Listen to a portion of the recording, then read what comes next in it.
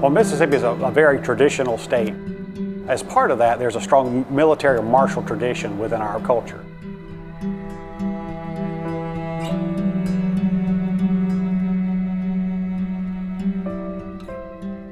During Korea and Vietnam, the National Guard was not utilized in frontline service as it had been in the World Wars.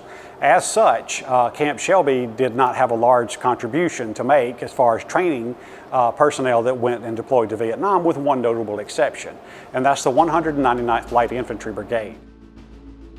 This brigade basically did practice maneuvers and training for warfare that they would encounter when they got to Vietnam.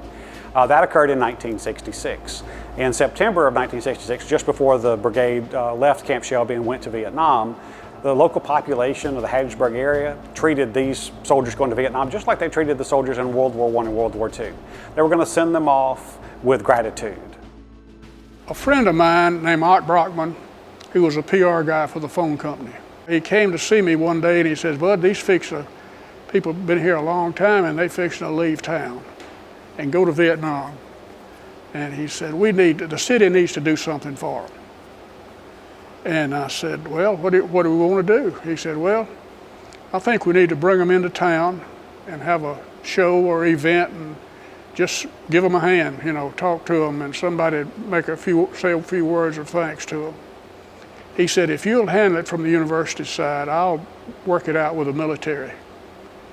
You had Bud Kirkpatrick and Ott Brockman, two people that lived in Hattiesburg, who worked with the University of Southern Mississippi to host these soldiers for kind of a song and dance and a little appreciation ceremony and entertainment for them. Well, it was Pete Fountain and his band, and a band out of a club in New Orleans called Your Father's Mustache Banjo Band.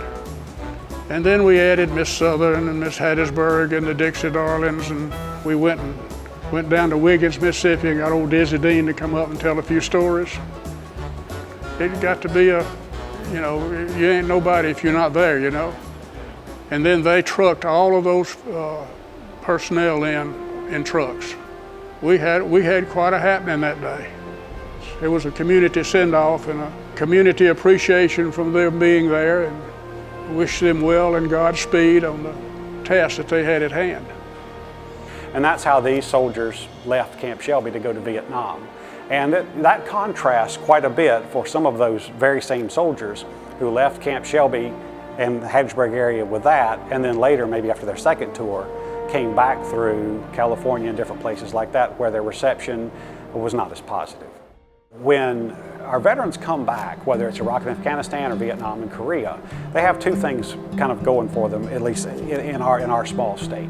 And that is, one, to be truly appreciated by a pro-military population, but also in many cases have your family members to turn to as well.